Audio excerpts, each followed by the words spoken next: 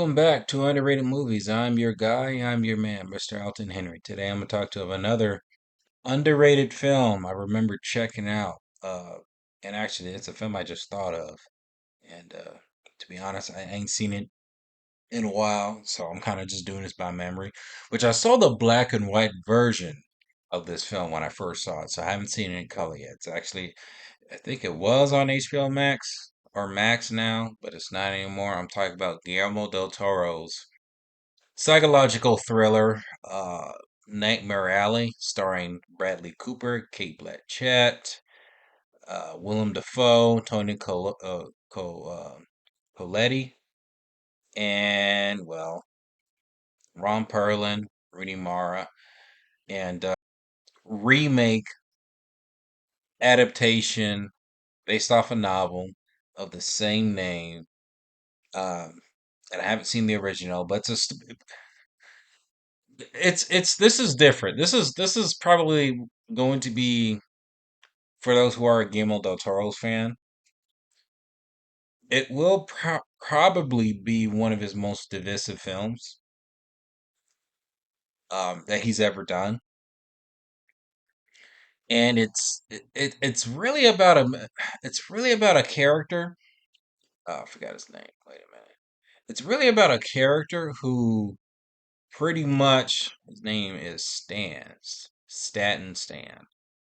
Uh, it's basically about a character who's running away from a very dark past, who stumbles upon a uh, carnival, and there he gets an idea to impersonate as one of a he like basically impersonates himself as a magician who he pretty much a scammer. He pretty much scams people out of money and impersonates himself as a magician, and you kind of just see him constantly doing that until he gets called in to do some sort of like an investigation kind of like case, and the thing kind of just and it kind of just falls downhill from him. And I remember what the trailer tries to sell you. It sells you like it's a detective mystery movie, and I have to break it to you, it's not. It's not. The marketing of this was so clever, and I actually kind of like that the film advertised like it advertises in a certain kind of way, and when you watch it, it's completely different, and it's not what you expect at all. This is the same thing, and this is where I think might have hurt the film because you kind of didn't know what the film was about, but except it gave the vibe that uh, this film uh, was a mystery detective kind of film, and it's not. It's Bradley Cooper plays probably one of his most intriguing roles, and I think to me this is probably one of his best movies. He plays this character, the Staten character, who he's kind of on the layback a little bit. His character observes his surroundings when he joins his carnival and tries to imitate and impersonate a certain kind of character. And he kind of gets this idea where like, hey, I can make money with this. I could be a somewhat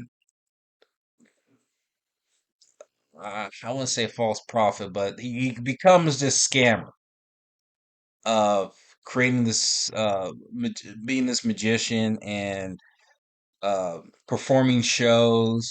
He dates Rooney Mara's character, and they kind of fall in love. But then he also becomes somewhat of a womanizer. The guy is pretty much a he's an a-hole. The guy is pretty much a sling bag who pretty much could scam his way out of money for however way he can, and if he figures it out, he's gonna try to do it. Um, it has this old gothic like horror mystery vibe, kind of similar to his other film Crimson Peak, but this one feels more like 1930s and 40s, like little horror houses kind of vibes, like universal kind of like horror vibes that I really appreciate that this film tried to do. It really feels like a noir, and I'm surprised how violent this film is. This like I'm surprised. Like I've never thought of Guillermo del Toro as as a very violent filmmaker when it comes to showing violence, but here they got some pretty graphic scenes in here, which I'm like completely shocked that the director chosen to go this route. Uh, I got to be honest though, when you're like watching the film, you kind of it's a movie where you kind of just watch it and the movie reveals itself, and it's more of a character study, and you kind of don't know where the film is going, and that's what I really liked about this film is that you don't know where the film's gonna go. You're kind of at a loss, but you kind of start to pick up certain things about the character where you kind of get an idea, but it kind of steers you in a different direction. It's like, okay, I don't know what's really going on, and it ends in a certain way to where what's the best way I can compare this? Like the best way I can compare this would be like crime movies where you witness a character who moves up to the ranks of power and corruption and greed, and you eventually see that character. Spoiler alert a little bit, I won't go into detail. Where you eventually see that character kind of fail and meet their end, and karma kind of just gets in their way. That kind of a story structure. That's the best way I could kind of put it. Um, I know the film sells you as a horror mystery detective kind of film. I'm telling you that it's not.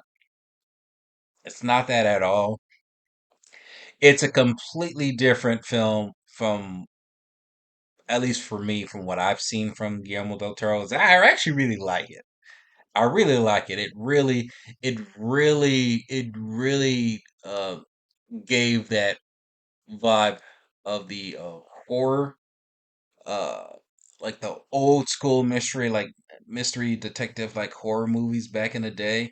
Uh, Especially the black and white version. I don't know if that's available anymore on streaming because I saw it. I had the pleasure of seeing it at a certain location, and they screened it in black and white. And it honestly, I mean, I have to watch the color version, but I actually liked it in black and white. It was very visceral, and it felt like more of a horror film, more of a mystery horror film, and I think it worked into that effect. Uh, I actually do recommend checking it out. It's a completely different kind of movie. Um, Again, don't approach this as a horror film or approach it like a a mystery character study of a certain character figuring something out, like an idea, and trying to do something to where he could basically use it to for a wrong purpose. Uh, Man, Bradley Cooper was amazing in this. I will have to say this is probably one of my favorite films of his.